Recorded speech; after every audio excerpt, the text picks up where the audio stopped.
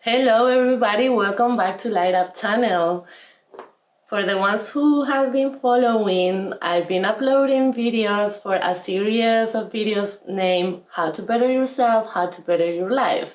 And I will be back into that series, but today I am gonna start the second series of videos.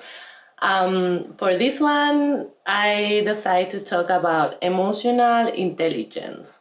I was originally gonna make a video for that How to Better Yourself series, but I figured that emotional intelligence, it has to be like their own series of videos because it's like a whole different world that we can spend million hours. So welcome to this first video of the series of how to live with emotional intelligence and how to take advantage of their benefits. Why did I pick emotional intelligence? As I say, I've been creating this imaginary tool belt where we're gonna put tools that are gonna help us to reach our full potential and better ourselves and our life. We talk a little bit about heart center, mindfulness, intention, frequencies, attitude. That is a very important one. And for now, that's all I upload for how to better yourself and how to better your life. But emotional intelligence is as important as anything else. We all have emotions and feelings, regardless if you deny them or not. Every alive being has emotions and feelings, so there's nobody getting away without this one. So if we approach life with conscious and awareness about we have feelings and we don't want to deny them and we want to face them and we want to embrace them, then we will have a lot better results on your own life, on your relationships, especially relationships with your loved ones, but especially a relationship towards yourself. We will really gain a lot of benefits if we are working with emotional intelligence in our lives. So why not recognize them, understand them, perceive, like engage with your emotions and understand them and try to even manage them. You can be your own architect. All right, once we are aware of who we are, how we're feeling, where is that coming from, we can manage it, we can transform it, and we can get rid of this and we can add this other something that we want to add in our life or ourselves. And that is practically being the architect of your life and the architect of yourself. Definitely there's a big foundation of your own original blueprint. Then we have all these filters of parenting, society, and our personal experiences that create somehow our personality, and that is what is gonna be the way you approach those emotions, right? But definitely it gives you the power to create your own life. Another important thing I wrote here about emotional intelligence is emotions are coming from our heart. So being aware of emotional intelligence and being aware of all of this world and all of these changes that are happening within, it will give us the power of, or it will make it easy to be heart-centered, because when we're heart-centered, we're really in touch with our emotions. If we're gonna be talking about emotional intelligence, definitely there is a big relationship with your heart and with your soul as well. All right, so this is a very important tool, not just to create yourself in a better version, also to be able to be heart-centered and be able to get familiar to that language that we say that doesn't have like words and it's not coming from our mind. It's a much subtle whisper type of language, but it exists, and a lot of things are coming from there. And I think it would be better if we finally start recognizing that language, if we start being familiar to that with that hard language, we will understand a lot more things, all right? Because as I say, somehow we are very centered in our mind, and I say that we should center, or personally I think like centered on my heart, it is a much better approach on life. But at the same time, you cannot be only centered on your heart or only centered on your mind. You gotta balance a little bit all of them, because if they're there for a reason, and we can take the benefits of each one, right? We don't want to leave the heart on the side, but we don't want to leave our mind on the side as well, right? We are gonna all combine all in a harmonious way, so we can be our best version and reach our full potential. All right, so those are a little bit some of the benefits that you can bring to your life if we are connected with emotional intelligence. And before we get into what is an emotion, because in order to explain emotional intelligence, I believe that we do need really to understand what is emotion and what is intelligence. And actually intelligence, I'm just gonna leave it on the side, because we all know somehow what it is, all right? So I am not gonna touch that. Again, there's probably millions of hours that we can talk about intelligence, but we're gonna focus more in emotions. For emotional intelligence, I want to read a little bit of a phrase that I wrote, because I believe that it is an excellent bridge between constructive mind and heart center and a bright spirit. All right, so as I said, we need to ground in our whole self. Definitely, we need to pay more attention to our heart and our spirit, because we've been living it on the side. We've been very grounded on a mind. But at the same time, as I just said, we want to harmonize all of them. So let's try to keep a constructive, a beneficiary mind, not a mind grounded on your ego, because then bad things are gonna happen.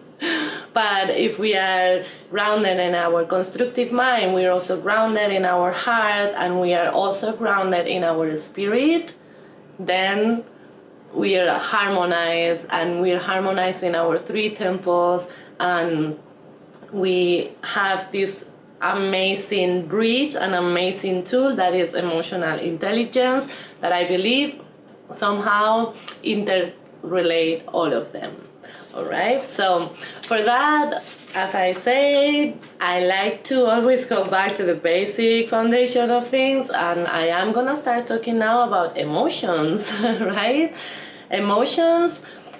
And that's where here I am gonna bring a little bit of a neuroscience approach, and because first, I actually love neuroscience. It's probably the only science that I am really interested into, and also maybe quantum physics. But as I say, I vibrate more towards more like a mystical, spiritual way to explain things. But I feel like quantum physics and neuroscience are a really amazing bridge in between spirit, mystical, and science. And I love that, because I love how one same thing can be explained in a religious way or spiritual way, but it also can explain it on a scientific way. And because we are how we are, if we don't have a proof of things, it may be harder to believe. That's why science is an amazing way to prove things that are or before were not provable. Emotions. Emotions are like biological states that are related to our nervous system, and also related to the neurophysiological changes that happen through our body and our brain. It is a state. Neuroscience explains all these different changes that happen in our brain, but I wanted to remember that it's also that's not created in our brain. Emotions are, they born in our heart, they born sometimes even in our soul, in our spirit, and our heart send that information to the brain, and then is when the brain create all those neurophysiological changes of hormones, and then we can prove how an emotion is gonna affect our brain, like physically our brain, our body, but also our spirits and our hearts, okay? So I really like the neuroscience approach, but at the same time, I do not want to forget about more like a spiritual side of things. So all of these neurophysiological changes of like releasing hormones and all these millions of things that are happening in our amazing brains, all of that is also related to thoughts, to how we, like the perspective we have on life, our feelings, our response, our behavior, and our response towards some stimulus, all right? It's also related to how much pleasure you can find in these emotions. So it doesn't mean that a healthy emotion or a healthy pattern is gonna feel right. It doesn't mean like a toxic pattern is gonna feel right.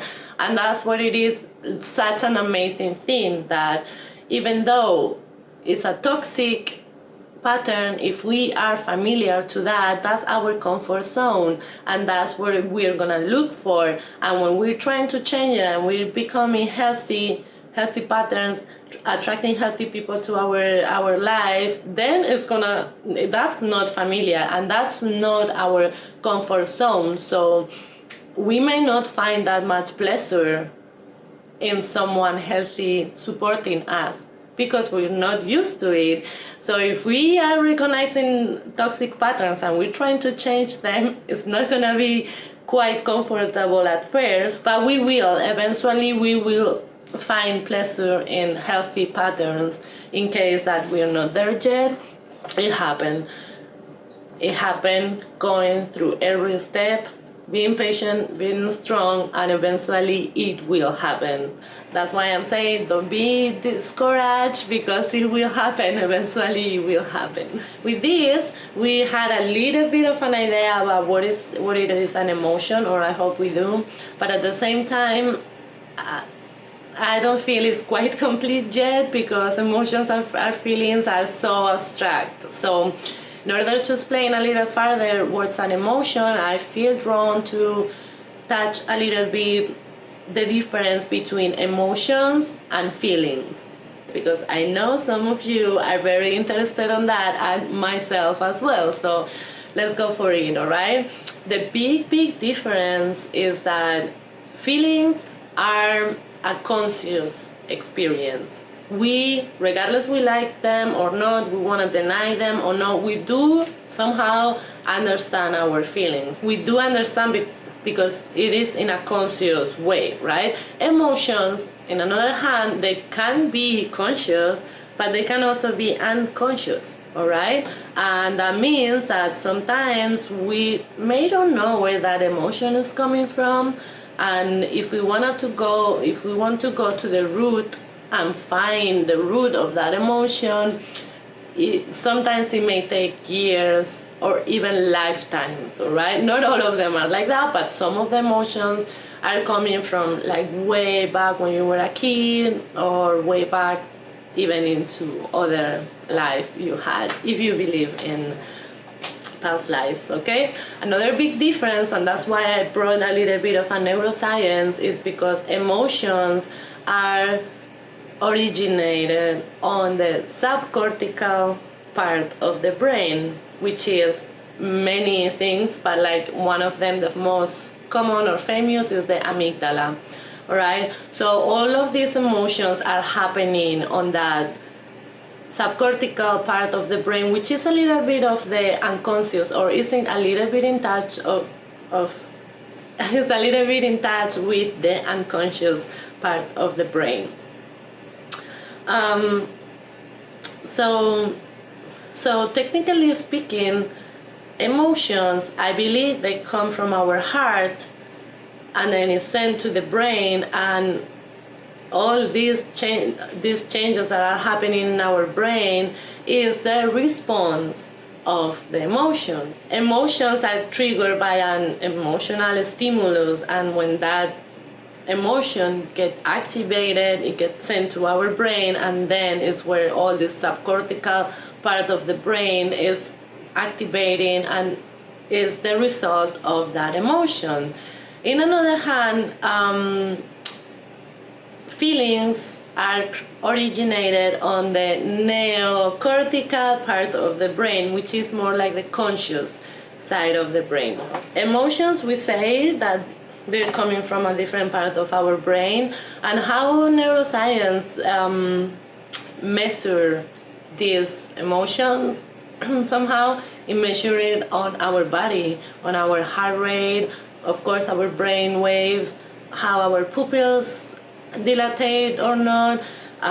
We got like sweaty hands, or our skin goes like goosebumps. All right, so all of that emotion or that science I need to measure, whatever it's studying, in this case is measuring how our body is canalizing that emotion. All right, then that means a lot. That means that our body is talking to us. Our body is telling us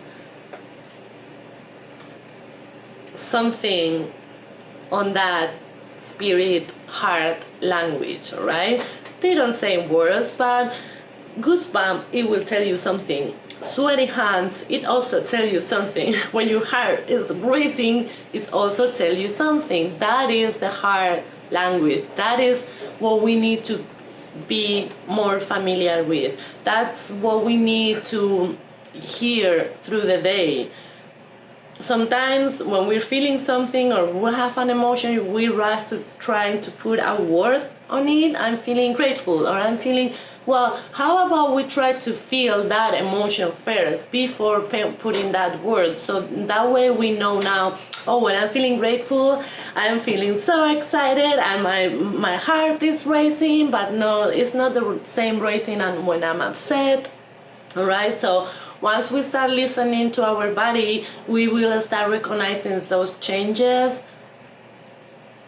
from each emotion, and we will have a better, much better understanding of things, or a much more clarity on how we want to direct, or what direction we want to get into. And the feeling, to me, it is a little bit the expression of that emotion, a conscious expression of that emotion that may come from our unconscious, if that makes sense. All right, once we made it conscious, we have all these conscious filters and patterns of personality or parenting, social skills, your mood. All right, so I want to put one example about this difference between emotions and feelings. All right, so as you know, I am not originally from Canada. I am from Spain, so my native language is Spanish, and all my family is back in Spain. So definitely I got homesick, and that's an emotion I have, and that's an emotion I have, and it is actually there 24/7. In another hand, it is not activated 24/7. That emotion gets activated by an emotional stimulus, like could be my mom's birthday, could be Christmas, could be anything that trigger and activate that emotion. All right, so definitely in Christmas I will that is an emotional stimulus that is strong enough to activate my homesick. Now when my homesick gets activated, then it's when my feelings, I start feeling that homesick, and it starts to be a conscious experience where now I feel homesick. Now I am like feeling low because I want my mom here, right? I'm feeling sad that I'm missing my brother or my niece, all right? So it only gets activated by a stimulus, all right? Now, when that emotion of homesick gets activated by my mom's birthday, then I start feeling. How do I feel it? Well, that's totally related with who I am, how I approach life, which ones are my foundations. Am I a strong person or I am more like a weak person? I personally want to be the stronger the better somehow. So in my case, I always try to feed the positive side. So all of these healthy patterns that I'm trying to keep or create on my own soul, they will definitely play a big role on how I'm feeling that homesick, if that makes sense. All right, so I got the homesick emotion, it gets activated, and now I'm feeling it. How am I gonna feel it? In my case, as I say, it's not that hard because I know I can go visit them eventually.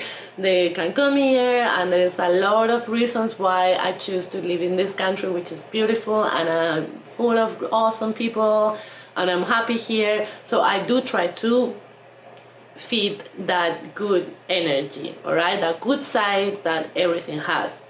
On the other hand, if I was more like a victim type of person, if my role is out of sabotaging myself all the time, I will be crying, I will be feeling that homesick, like maybe I would be mean with others just because I am very sad, or I would be just like laying on bed. I wouldn't even go to work because I don't feel like, right? So all of those foundations of your own soul are gonna play a big huge role of how you feel that emotion, right?